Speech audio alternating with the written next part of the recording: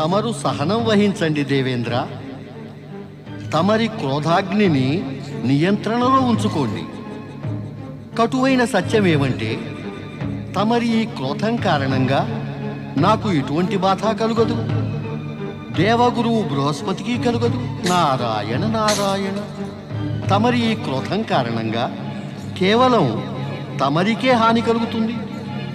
తమరి వివేకం నశిస్తుంది. దేవేంద్ర, కృపతో, సహనము ఇంకా స్థైర్యములతో శక్తిమాత పైన నమ్మకం ఉంచండి. లేదు దేవర్షి, లేదు. దేవేంద్రుని స్థైర్యము, సహనము అన్నీ సమాప్తమైపోయాయి. ఇప్పుడు నాకు ఏ శక్తి పైన ఎట్టి నమ్మకము లేదు. దేవేంద్ర, లేదు అగ్నిదేవ. నిర్ణయం జరిగిపోయింది. స్వర్గం యొక్క గౌరవ మర్యాదలను రక్షించడం కోసం దేవతలు ఏదో శక్తిని నమ్ముకొనక స్వయంగా యుద్ధం చేయాలి. దేవేంద్ర, నిర్ణయం అయిపోయింది దేవగురు, నిర్ణయం అయిపోయింది. ఇక ఈ నిర్ణయంలో ఏ విధమైన మార్పుకి తావే ఉండబోదు. లేవండి దేవతలారా, లేవండి. స్వర్గాన్ని రక్షించడం కోసం దుష్ట దుర్గమాసునికి స్వర్గంపై కన్నెత్తి చూసినందుకు దండన విధించండి. దేవేంద్ర, మేము మీ శుభచింతకులం. నేడు మీ వ్యవహారము, దుస్సాహసము చూసి ఆశ్చర్యచకితులమయ్యాము. మీకు సలహాని ఇవ్వటం మా కర్తవ్యం. ఇప్పుడు మీ అందరి వద్ద అదృశ్యులు అవగలగడం తప్ప ఏ శక్తి కూడా ఇంకా మిగిలి లేదు. దేవగురు, మీరు మా శుభచింతకులు. ఇది విని మాకు ఆనందం కలిగింది, ఎంతో ఆనందం కలిగింది. మీరొక్కటి తెలుసుకోండి దేవగురు, శక్తి ఎక్కడో ఉండదు, శక్తిని ఆర్జించుకోవాల్సి ఉంటుంది. వినాశకాలే విపరీత బుద్ధి. నారాయణ నారాయణ. దేవేంద్ర, మేము తమరి నిర్ణయము, సాహసాలకి ప్రశంసిస్తున్నాం. మేము ఇప్పటిదాకా అనుకుంటున్నదేమంటే మీ అందరు దేవతలు తమ కర్తవ్య పథం నుంచి విముఖులై భోగభాగ్యాల్లోనే మునిగి ఉంటారని. కానీ నేడు మాకు ఇంకో విషయం అవగతమవుతోంది. దేవతలకు కూడా తమ స్వర్గం యొక్క మర్యాద గురించి చింత ఉందని. నారాయణ నారాయణ. దేవర్షి, తమరు మమ్మల్ని ప్రశంసిస్తున్నారా, పరిహసిస్తున్నారా? నేను మిమ్మల్ని ప్రశంసిస్తూ ఉన్నాను. ఇంకా ఈ పరిస్థితి గురించి నేను మిమ్మల్ని సచేతనుల్ని చేస్తున్నాను. నారాయణ నారాయణ. దేవేంద్ర, ఇలా తమరు ఈ స్వర్గం యొక్క గౌరవ మర్యాదల గురించి యుద్ధం చేయాలని నిర్ణయించుకున్నారంటే ఆ నిర్ణయం ఆదరణీయమే, స్వాగతం దానికి. కానీ శత్రువు యొక్క శక్తిని గ్రహించి మనకున్న శక్తిని కూడా అంచనా వేసుకున్న పిదప నిర్ణయిస్తే అది ఎంతో సముచితమవుతుంది. దేవర్షి, శత్రువు శక్తిని అంచనా వేయటం యుద్ధ భూమిలోనే జరుగుతుంది. నడు దేవర్షి నారద, ఇప్పుడు దేవేంద్రునికి మన ఆవశ్యకత లేదు. లేదు, నేను అలా అనలేదు. తమరు అనవలసిన ఆవశ్యకత కూడా లేదు దేవేంద్ర. తమరు మా ఉపదేశం లేకనే నిర్ణయించుకునే స్వతంత్రులైతే మేము నిర్ణయం తీసుకోగలం. నడు దేవర్షి నారద, పృథ్వీలోకానికి వెళ్ళి ధర్మాన్ని తప్పిన మనుషులకు భక్తిని, ధర్మాన్ని ప్రబోధిద్దాము. నారాయణ నారాయణ. ఇంకో మాట దేవేంద్ర, ఈ మాటని సదా గుర్తు ఉంచుకోండి. మేము మీ యొక్క శుభచింతకులమే. ఆ వరప్రసాద దైత్యశక్తి సమక్షాన మీరు మీ దేవతలు పరాజితులవుతూ ఉంటే కృపతోటి అదృశ్యులయ్యి మీ ప్రాణాలు కాపాడుకోండి. శివ శివ శివ శివ శివ శివ. ఆ పరమశివుని దయతో మీకు అట్టి సమయం రాకూడదు. ఒకవేళ వచ్చిందంటే తమరు వెంటనే అదృశ్యులైపోండి. శక్తిమాతని ఆవాహన చేయండి. ఆమె మీకు అవశ్యం సహాయపడగలరు. నారాయణ నారాయణ.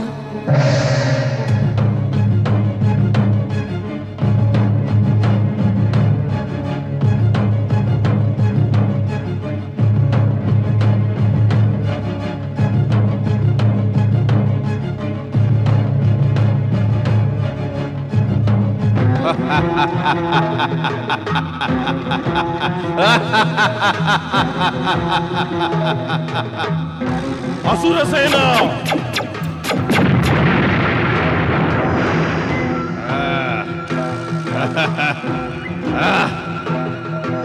మహాపరాక్రములైన దైత్యులారా, మేము మా యొక్క సంకేత మాత్రం చేతనే మీకు జన్మనిచ్చాము.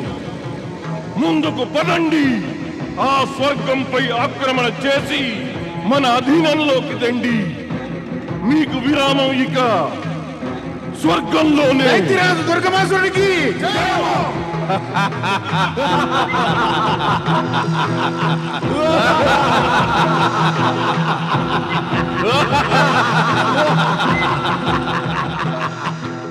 వరప్రసాదిత వీర దుర్గమాసురునికి దైత్య శత్రువులైన దేవతలారా, దైత్యరాజు దుర్గమాసురుని కొరకు స్వర్గాన్ని దైత్యరాజు దేవతల బాలిటి మృత్యువు కావాలి.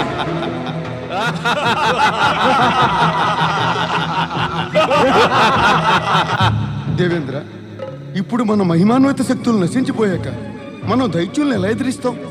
మనం ఎట్టి పరిస్థితుల్లోనూ స్వర్గంపై మన అధికారాన్ని విడువరాదు. పరమవీర దేవతలారా, లేవండి, ఆ శత్రువుకి మీ శక్తుల రుచి చూపించండి.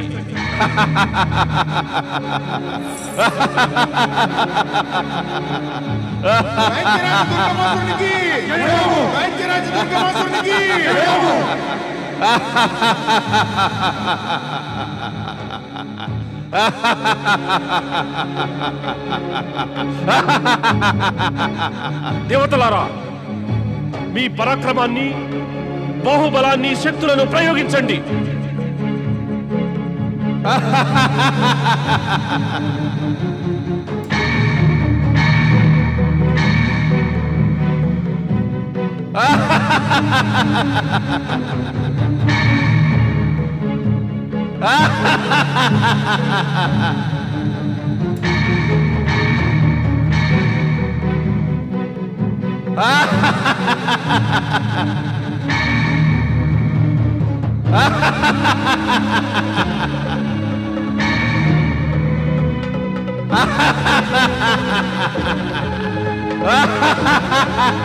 అగ్నిదేవా, మీ నోట్లో నుండి వచ్చేటటువంటి భీషణ జ్వాలలు ఏమయ్యాయి?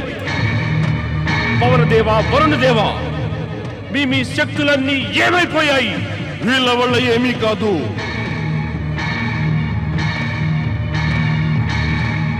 అంతేకాక తమ ఎదుట కాలుడి కన్నా భయానకంగా విరాట్ దైత్యరాజు దుర్గమాసురుని చూసి వీళ్ళ సాహసము సమాప్తమైపోయింది. చూస్తారేమిటి? బంధితుల్ని చెయ్యండి ఈ భయభీతులైన మూర్ఖులని. దేవేంద్ర, మమ్మ ఆశ్చర్యంగా చూడకు. అదృశ్యం అవడం ఉచితము, ఇంకా గురువు ఆదేశమును.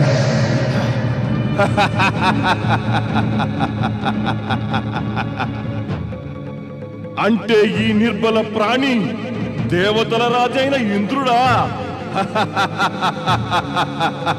ఇతడిని నేను ఇప్పుడే నమిలి మింగేస్తాను. నువ్వు భయపడకు సుందరి. దైత్యరాజు దుర్గమాసురుడు సుందర నారీమణులను ప్రేమిస్తాడు. రా రా రా.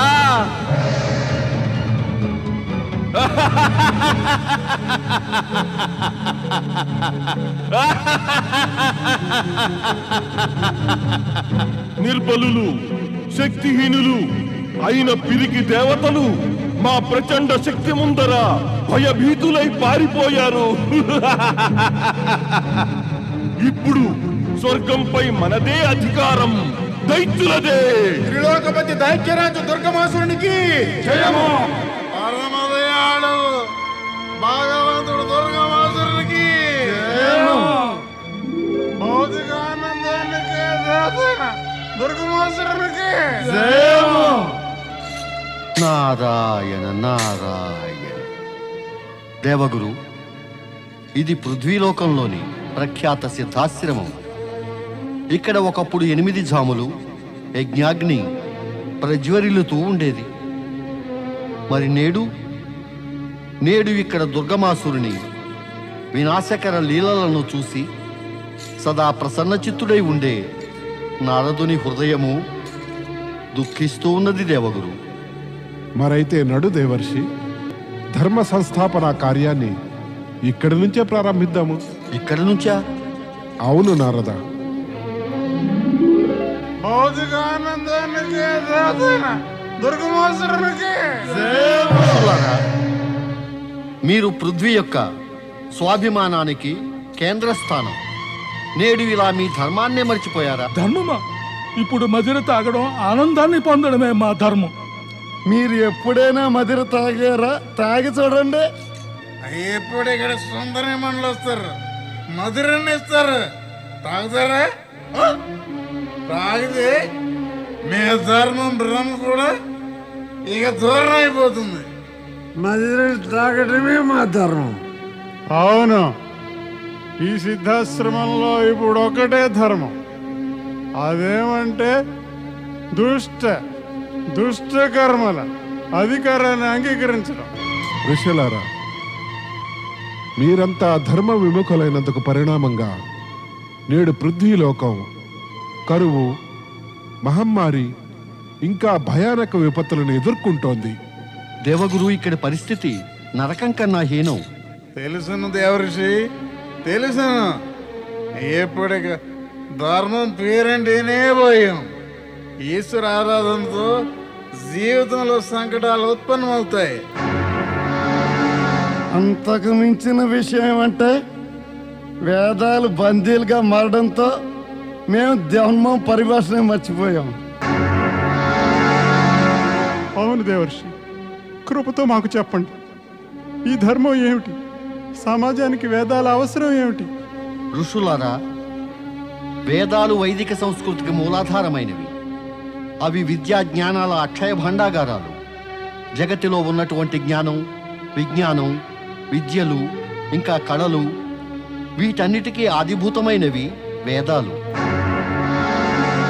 వేదాల అధ్యయనము, మననము, ఆ వేదానుసార ఆచరణతో మనుష్యులు తమ స్వరూపాన్ని తెలుసుకుని తమ లక్ష్యాన్ని గుర్తించి తమ లౌకిక పారలౌకిక జీవనం ఆనందమయం చేసుకోగలరు. సృష్టి యొక్క ఉత్పత్తితో మనిషి ఈ జగత్తులోకి వచ్చినప్పుడు అప్పుడు ఈ విశ్వం అతనికి ఒక సమస్య అయింది. అతనికి ఈ విషయమే తెలియదు, అతను ఎక్కడికి వెళ్ళాలి, ఏం చేయాలి అని.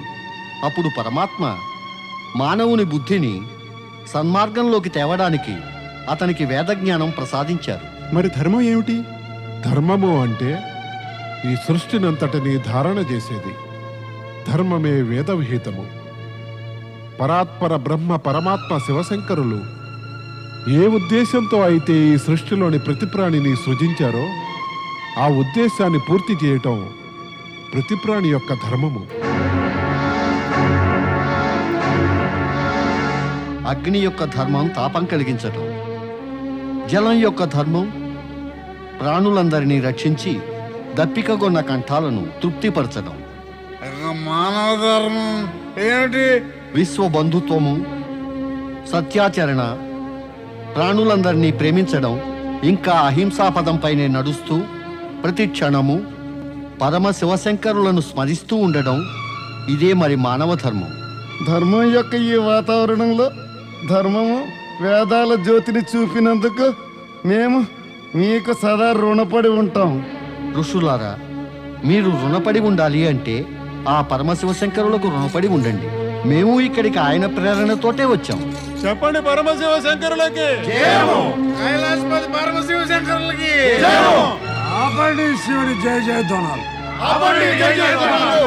దైత్యరాజు దుర్గమాసురుడు మాకు ఏకైక భగవంతుడు.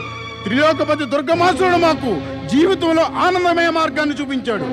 మీనంతా శివునికి జయ జయ ధ్వనాలు పలికి వాతావరణం ప్రదూషితం చేయవద్దు. ఆ దోషం వీళ్ళది కాదు, పైగా వీళ్ళకి ఈ బోధనలు చేసేది ఈ నారదుడు బృహస్పతులే. నారద బృహస్పతి, వెంటనే ఇక్కడి నుంచి వెళ్ళిపోండి. లేదంటే దుర్గమాసునికి విరోధమైన కారణాన మేము మిమ్మల్ని ఇక్కడే అంతమందిస్తాం. అంతమంది చేస్తాం. శివ శివ శివ శివ. నారాయణ నారాయణ. ఆపుచేయండి ఈ ప్రలాపన.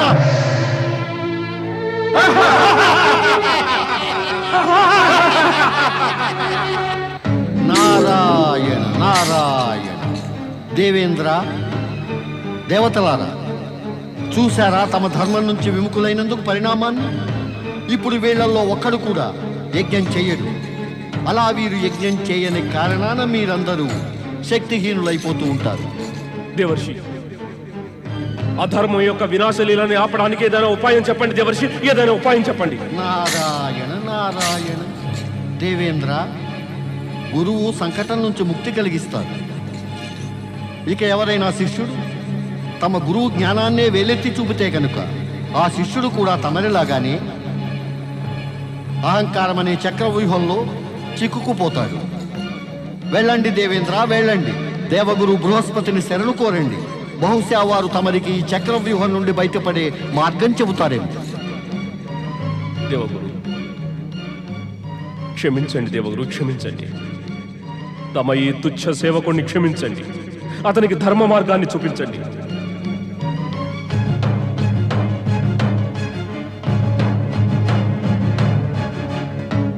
దేవేంద్ర, లేవండి.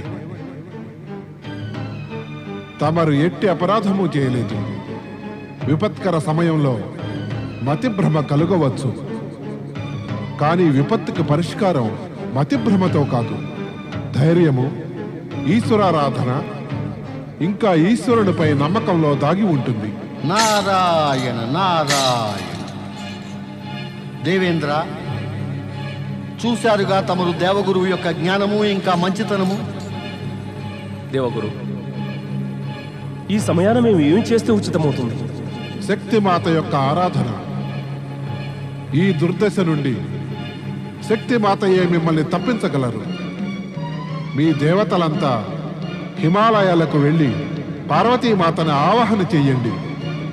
కైలాసం చేరే శక్తి మీరు ఎలాగూ కోల్పోయారు. గురుదేవా, గురుదేవా, నేను నా తొందరపాటుకి లాని పశ్చాత్తాపంతో బాధపడుతున్నాను. సమయం ఉండగానే మేము మీ ఆదేశాన్ని ఉపదేశాన్ని అంగీకరించి ఉంటే నేడు దేవతలకు ఇంతటి విషమ పరిస్థితి ఎదురై ఉండేది కాదు. నారాయణ నారాయణ.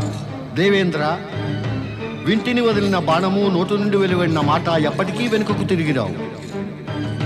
గురువు తన శిష్యులతో ఉచ్చస్వరంతో కటువచనాలతో చెప్పినా సరే ఆ మాటల వెనుక శిష్యుని సఫలత్వమే దాగి ఉంటుంది.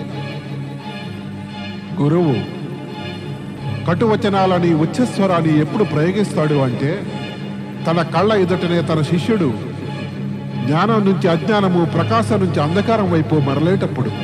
ఇంకా గురువు తన శిష్యుని ఐశ్వర్యానికి ఎన్నడూ కూడా ఆకర్షితుడవ్వడు. అందుకనే సదా నిజాలనే మాట్లాడతాడు. మరి నిజం సదా కటువుగానే ఉంటుంది.